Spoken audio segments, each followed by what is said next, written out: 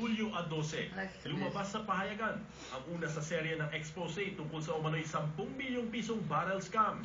Tinukoy ng dalawang whistleblower na sina Ben Hurluy at Merlina Sunyas ang negosyanteng si Janet Lim Napoles na utak umano sa pagkulimbat ng bilyon-milyong pisong pondo mula sa Fertilizer Fund, Malampaya Fund at maging sa pork barrel ng ilang mambabatas.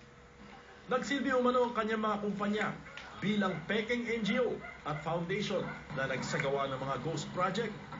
Pero lingid sa kalaman ng publiko, Marso 22 pa lang, iniimbestigahan na ito ng National Bureau of Investigation nang ma-rescue ng isang Special Task Force of NBI si Ben Hurluy sa isang condominium unit na pag-aari ni Napoles. Dito nagsimulang kumanta si Luy. Abril 17, sumulat pa si Napoles kay mismong Pangulong Aquino at pinabulaanan ang mga paratang ni Luy na dinukot niya ito at sangkot umano ang kanyang pamilya sa multimilyong pisong anomalya sa pondo ng gobyerno. Abril 18, naglabas ng direktiba si Justice Secretary Leila de Lima sa NBI na imbestigahan ang mga paratang ni Napoles. Fast forward sa buwan ng Hulyo, kasabay ng expose ng pork barrel scam, nasabit ang 5 senador at 23 kongresista na umano'y nakipagkutsabahan kay Napoles sa pagbulsa ng kanilang PDAF o pork barrel. Todo tanggi ang mga mambabatas. Humarap naman sa media sa kauna-unahang pagkakataon si Napoles noong Hulyo 15.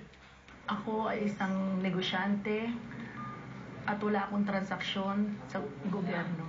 Kung meron man kaming konting yaman, yan ay pinaghirapan namin. Matagal na ho kami naghahanap buhay at kaya ho namin patunayan yan. Pagpasok ng Agosto, naghain ng resolusyon ng minorya sa Kongreso na imbestigahan ang pork barrel scam.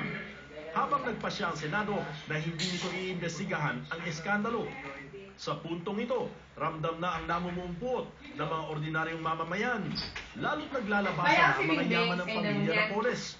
Binusisi na rin ang mga ari-arian ni Napoles sa Amerika, kabilang isang unit sa Ritz-Carlton Residences sa Los Angeles at isang inn o maliit na hotel malapit sa Disneyland sa Anaheim. Sa ikalawang linggo ng Agosto, isinama na si Janet Napoles at ang kanyang kapatid na si Reynald Lim sa lookout bulletin ng Bureau of Immigration.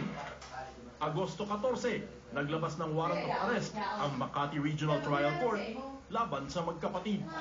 Kaugnay sa kasong serious illegal detention na isinampa naman ng whistleblower na si Ben Hurluy.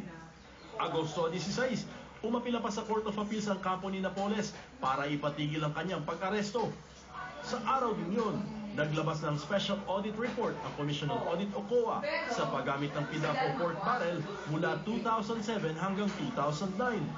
Sa COA report, may natuklasang ilang irregularidad ang ahensya, yung pisong pork barrel ng 12 senador at 180 kongresista ang napunta sa 82 kahina-hinalang NGO. 10 dito ay mga NGO umano ni Napoles na nakatanggap ng mahigit 2 bilyong piso. Kasabay ng COA report, naglabas ng freeze order ang Court of Appeals sa mga bank account ni Napoles, pati ang kanyang pamilya, ibang kaanak, tauhan at kanyang mga NGO. Kasunod nito, kinansela na ng Department of Foreign Affairs ang mga pasaporte ng magkapatid. Noong Biyernes, Agosto 23, humarap sa bayan si Pangulong Aquino para ihayag na panahon na para buwagin ng pork barrel at palitan ng mas mahigpit na sistema. Sa kabila nito, tinuloy ang tinaguriang Million People March sa Luneta noong Lunes kontra sa pork barrel at ang pagpapanagot sa mga responsable sa pagbulsa umano ng ilan sa kaban ng bayan. At kahapon, nag-alok ng pabuya ang Pangulo na pinakamalaki na yata sa kasaysayan para sa ika-aresto ni Janet Lim Napoles. 10 million ang reward for information leading to the arrest of Ms. Napoles.